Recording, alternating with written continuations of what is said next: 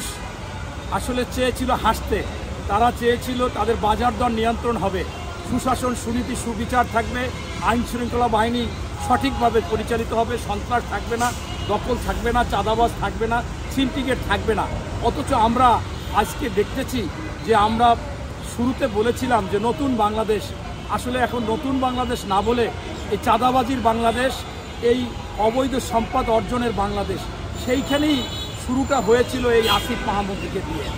আপনি বলেছেন আসিফ মাহমুদ উপদেষ্টা, আমরা যখন তাকে আন্দোলন সংগ্রামে দেখেছিলাম মনে হয়েছিল যে নিষ্পাপ একটি ছেলে, ভাজা মাছ উল্টে খেতে পারে না এবং হয়তোবা সে হাই স্কুল বা কলেজে পড়ে, এরকম তার ভদ্রতা, নম্রতা, নমনীয়তা দেখেছিলাম।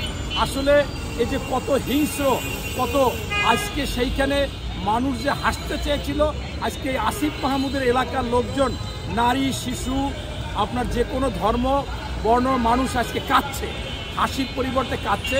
এই অল্প দিনে সেখানে যেভাবে সে অবৈধ সম্পদ অর্জন করতেছে, বিভিন্ন লোকের মাধ্যমে তদবির করে টাকা নিচ্ছে, বিভিন্ন জায়গায় ঠেকিয়ে টাকা নিচ্ছে, ডোনেশন নিচ্ছে এবং পাশাপাশি তার বাবা একজন আদর্শ শিক্ষক, মানুষ গড়ার কারিগর থেকে সে হয়ে গেছে হিংস্র এবং আমার মনে হচ্ছে যে সে এখন আর মানুষ নেই, পশুতে রূপান্তরিত হয়ে গেছে, হিংস্র পশু।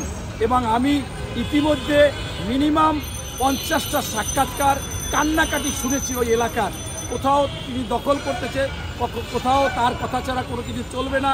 এমনকি যারা আজকে এই গণতান্ত্রিক চিন্তাভাবনায় আন্দোলন সংগ্রাম কথা, যা এইটা নিয়ে যে আসিফ মাহমুদ আন্দোলন করেছিল, তারা আজকে কথা বলতে পারতেছে না, সেখানে পুলিশ পিটাচ্ছে।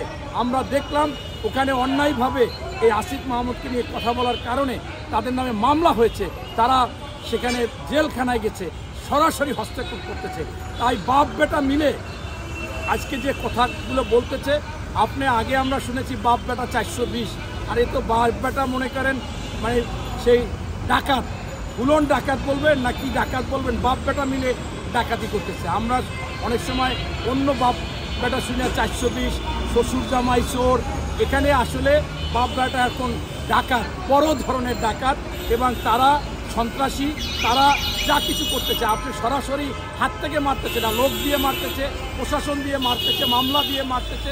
এটা অবৈধ টাকা বলে যেতে হয়। আপনারা জানেন পবিত্র কোরআনে এবং হযরত মুহাম্মদ সাল্লাল্লাহু আলাইহি ওয়াসাল্লাম তিনি তো বলেছে যে যখন কোনো লোক কখনো একের অভাবগ্রস্ত থাকে, হঠাৎ করে অনেক টাকা হলে তার মধ্যে যে পরিবর্তনগুলো আসে, তার মধ্যে প্রথমেই আসে সে মানুষকে মানুষ মনে করে না। সেটা হচ্ছে আসিফ মাহমুদ এবং তার বাবা।